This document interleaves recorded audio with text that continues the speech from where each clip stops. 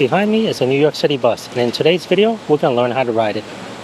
This is the bus map for Manhattan, this is the bus map for Brooklyn, and this is the bus map for Queens. They all have lines running all over the place and are extremely difficult to read. A big reason why they're hard to read is that there are over 300 bus lines in the city. Even locals who aren't used to taking the bus have a hard time figuring out how to read these crazy maps.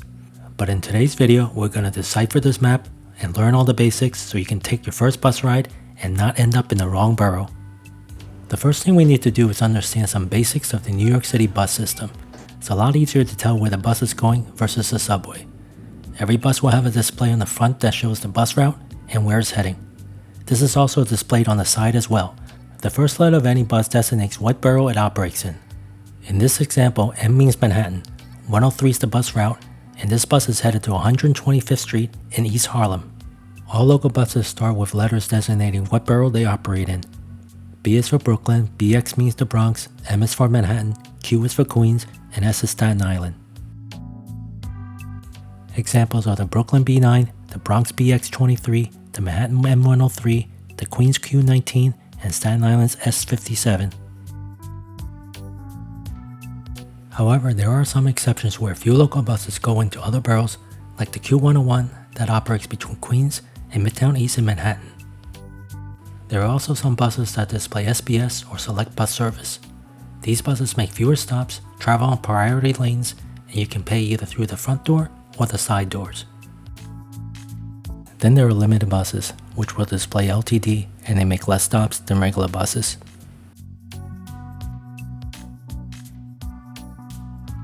Finally, there are express buses that operate between boroughs. These have naming conventions that are different than local buses. Express buses usually have the letters of the two boroughs they serve. An example of this is the SIM4C, which operates between Staten Island and Manhattan.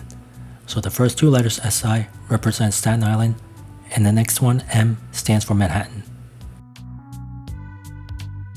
Other examples are the BM1, which operates between Brooklyn and Manhattan, the BXM1 operates between the Bronx and Manhattan, the QM1 operates between Queens and Manhattan. There are also some exceptions, like the BM5, which operates between Brooklyn and Manhattan, but also has a few stops in Queens. Then there are the X buses like the X28 that operates between Brooklyn and Manhattan. But because only using X is confusing, these will be changed in the future to BM, like most Brooklyn to Manhattan buses. Now that we've covered the bus names, let's learn how to read the map. We're going to focus on the M50, which is the Green Line and a crosstown bus in Manhattan. The bus goes from the west side to the east side on 50th Street, and then crosses back from the west side to the east side on 49th Street.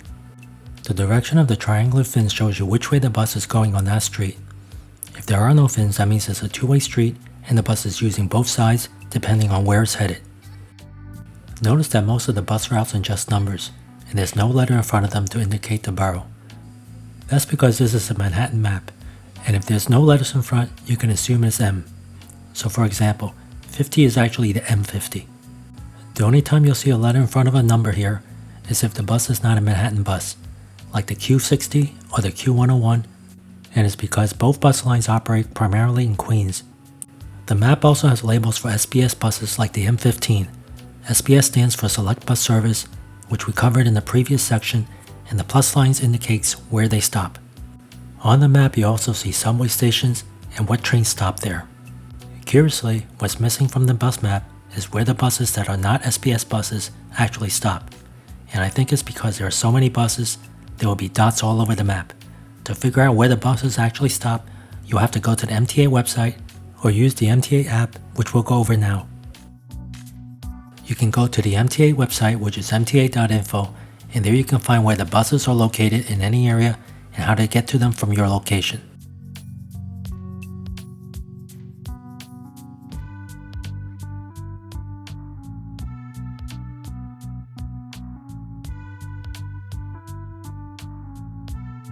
You can also see the bus route and all the stops by entering the bus name.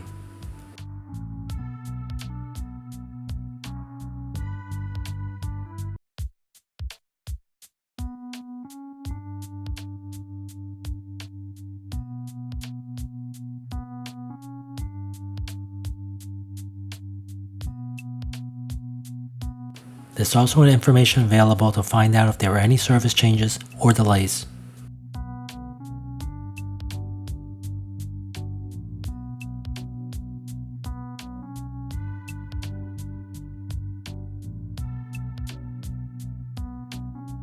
While the website has everything you need, the app is easier to use, and because it's on your phone, it's a much better fit when you're out and about in the city looking for that bus stop.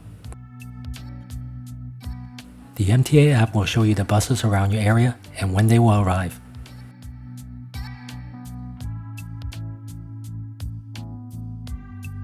It'll also show you the bus route for the bus line you pick and how far you are from the nearest stop.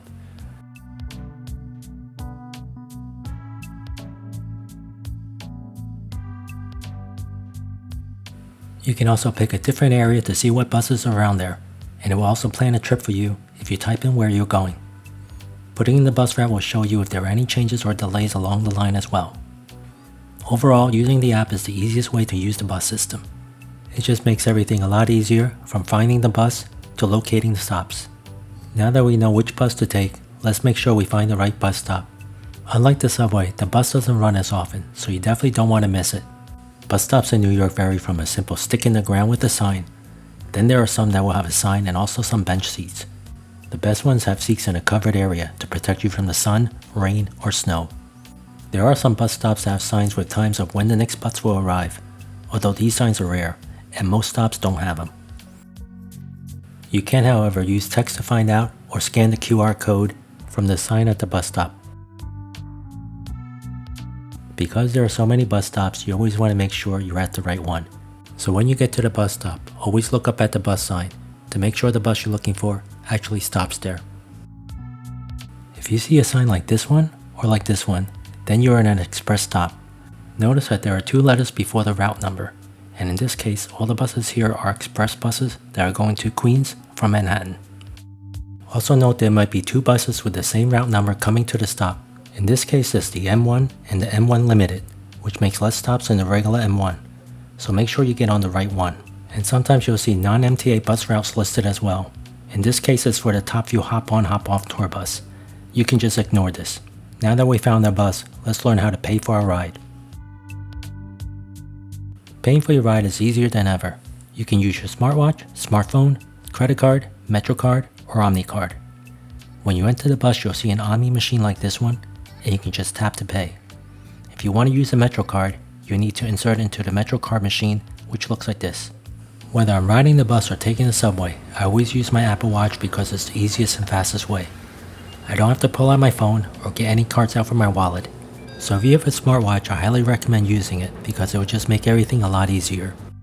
Here are some additional notes for paying for your ride. A single ride is $2.90. Express buses are $7. If you use the same device, you won't pay more than $34 in a 7-day window. This, however, does not apply to express buses. Omni cards are available for purchase at most subway stations, as well as some retailers which can be found on the Omni website. If you want to learn more about the Omni card, you can watch my subway video on how to buy one and use one. You have a free transfer to another bus or subway within a 2-hour window. Make sure you use the same device or card for the second payment on the transfer. Up to 3 kids under 44 inches ride for free with each paying adult. This doesn't apply to express buses. If you see these machines on the sidewalk next to the bus stop, you're in an SBS bus stop, and you can buy a ticket for the bus, but most riders now just tap to pay using the Omni machine. Do note that on SBS buses, you can only use the MetroCard in the front of the bus and not on the side entrance. After you pay for your fare, take a seat anywhere on the bus. Do note that all buses are handicap accessible, so avoid sitting in areas that might be used for someone with a mobility issue. Most of these seats are located in the front of the bus. Once you're seated, you can just relax and wait for your stop. Some newer buses have screens that will show you upcoming stops, and there will be announcements of the current stop as well. Not all buses have these screens or will make announcements, so just look outside the window to see if you're getting close to your destination. Some buses even have USB charging ports, although I'm not really sure how safe they are, so use at your own discretion. It's actually embarrassing for me to tell you this, but New York has been using the same method that's decades old to tell the bus driver when you need to get off. Believe it or not, you need to pull the yellow line that goes around the side of the bus to indicate to the bus driver that you're getting off. There is another more modern way to tell the bus to stop. There are a few red buttons on the bus that you can push to indicate that you need to get off. If you can't find one of these red buttons, you'll just have to pull the yellow line. Once the bus stops, you can press the yellow tape on the side doors and the bus door will open. And with that, you now know how to ride a New York City bus. The bus is a great way to get around the city. They don't come as often as the subway, but they are safer. They are also all handicap accessible, so it's a great choice if you have any mobility issues. Also, if you're on a local bus that's not SBS, late at night between 10 p.m. and 5 a.m., you can request the bus driver to stop anywhere between stops. This service is also not available for limited buses as well as express buses. Overall, if you have the time and you're not in a rush, the bus is a great way to get around the city. I hope you have a great trip, and if you want to know more about New York City, watch these videos next.